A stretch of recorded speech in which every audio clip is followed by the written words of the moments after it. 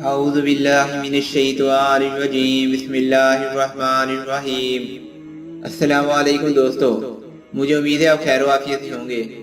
دوستو، حضرت موسیٰ علیہ السلام سے ایک شخص نے درخواست کی کہ اسے جانوروں کی زبان سکھا دی جائے تاکہ وہ ان کی باہمی گفتگو سمجھ سکے۔ حضرت موسیٰ علیہ السلام نے اسے اس سے منع کیا اور فرمایا کہ یہ تیرے حق میں بہتر نہیں، تو بس تو اس سے رک جا۔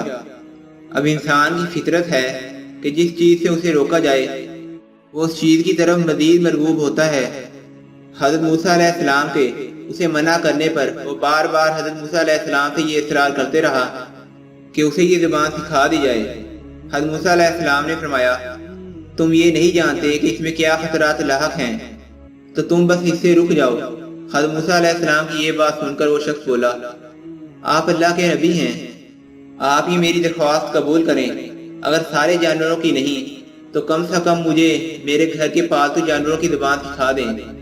اللہ تعالیٰ کی طرف سے حکم ہوا، اے موسیٰ علیہ السلام، اس کی درخواست سن لی جائے اور اسے یہ زبان سکھا دو۔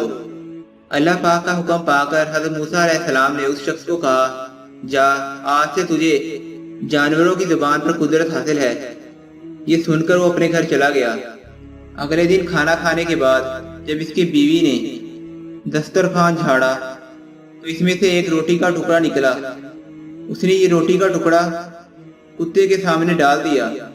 اس سے پہلے کہ کتا اسے کھاتا، مرغا آیا اور اسے لے گیا۔ جب کتے نے یہ دیکھا کہ گھر کا مرغا اس کا رزق لے اڑا ہے، یہ تو ظلم و زیادتی ہے، تم میرا رزق کیسے کھا سکتے ہو؟ تو مرغے نے کہا، صبر کرو، اللہ پہ یقین رکھو، کل ہمارے مالک کا گھوڑا مر جائے گا تو اس کا رزق تمہارے حصے میں آنا شروع ہوگا، تب تم بھر پیٹ کھا لینا۔ مالک یہ باتیں سن رہا تھا۔ وہ اٹھا، اس نے گھوڑا کھولا اور منڈی لے گیا اور اسے بیچ دیا اور نقصان سے اپنے آپ کو بچا لیا۔ دوسرے دن بھی مرغا روٹی کا ٹکڑا لے اڑا۔ کتے نے مرغے سے کہا، اے دھوکے باز، یہ دھوکے بازی کب تک چلے گی؟ تو جھوٹا ہے، اے اندھے نجومی، تو سچائی سے اندھا ہے۔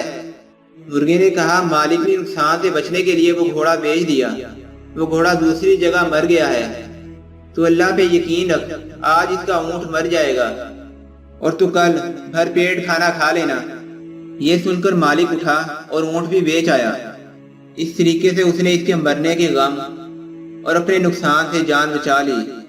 تیسرے دن جب وہی واقعہ دوبارہ پیش آیا تو کتے نے مرغے سے کہا، کم بخت، تو جھوٹوں کا بادشاہ ہے، آخر کب تک تو مجھے اس طرح فریب دیتا رہے گا؟ مرغ نے کہا، بھائی، اس میں میرا کوئی قصور نہیں، مالک نے اونٹ بیچ دیا اور اپنے آپ کو نقصان سے بچا لیا، تو صبر کر، کل اس کا کھچر مر جائے گا اور کھچر کو تو صرف کتے ہی کھا سکتے ہیں۔ مالک نے گفتگو سنی تو کھچر بھی بیچ دیا۔ مالک اپنی اس دنائی پہ بڑا خوش تھا کہ وہ یکے بعد دیگرے 3 حادثوں سے بچ گیا اور کہنے لگا، جب سے میں نے کتے اور مرغے کی زبان سیکھی ہے، قضاء و بدر کا رخ پھیر دیا ہے۔ کتے نے مرغے سے اگلے دن کہا، تیری پیشن گوئیوں کا کیا ہوا؟ وہ سب سے جھوٹی نکلی ہیں۔ مرغے نے کہا، توبہ توبہ کہ میری یا میرے کسی ہم جنس کی کوئی پیشن گوئی جھوٹی نکلے۔ ہماری قوم تو موزن کی طرح راست گو ہے، ہم اگر غلطی سے بے وقت اذان دے بیٹھیں تو مارے جائیں۔ مالک نے اپنا نقصان تو بچا لیا لیکن اس نے اپنا خون کر لیا۔ ایک نقصان 100 نقصانوں کو دفع کرتا ہے۔ جسم اور مال کا نقصان جان کا صدقہ بن جاتا ہے۔ اگر بادشاہ کی عدالت سے سزا ملے تو مال کی ادائیگی کر کے جان بچا لی جاتی ہے، اور جو شخص خدا کی رضا کے ہوتے ہوئے اپنا مال بچاتا ہے وہ شخص تو نادان ہے۔ اگر وہی مال اس کے سر سے صدقہ ہو جاتا تو شاید بلا ٹل جاتی۔ اب کل یقیناً مالک خود مر جائے گا، اس کے وارث اس کی وفات پر گائیں ذبح کریں گے، تو بس پھر تمہارے وارے نیارے ہیں۔ گھوڑے، اونٹ اور کھچر کی موت اس کے جان کا صدقہ تھی۔ اس نے اپنا مال تو بچا لیا مگر اب جان کا کیا کرے گا؟ مالک مرغ کی ساری بات سن رہا تھا۔ جب اس نے اپنی موت کی پیشن گوئی سنی تو تھر تھر کانپنے لگا۔ گرتا پڑتا حضرت موسیٰ علیہ السلام کی بارگاہ میں حاضر ہوا اس نے سارا ماجرا حضرت موسیٰ علیہ السلام کو سنا دیا۔ حضرت موسیٰ علیہ السلام نے یہ ماجرا سن کر فرمایا، میں نے تم سے پہلے ہی کہا تھا کہ یہ ہوس چھوڑ دے، کیونکہ اس میں کئی خطرات پوشیدہ ہیں، لیکن تو نے تو ایک نہ سنی۔ ندان، اب تیر کمان سے نکل چکا ہے، اب اس کا واپس لوٹنا فطرت کے اصولوں کے خلاف ہے۔ اب میں تیرے لیے ایمان کی دعا کر سکتا ہوں۔ یہ سن کر اس نوجوان کی طبیعت بگڑنا شروع ہو گئی اور وہ کرنے لگا۔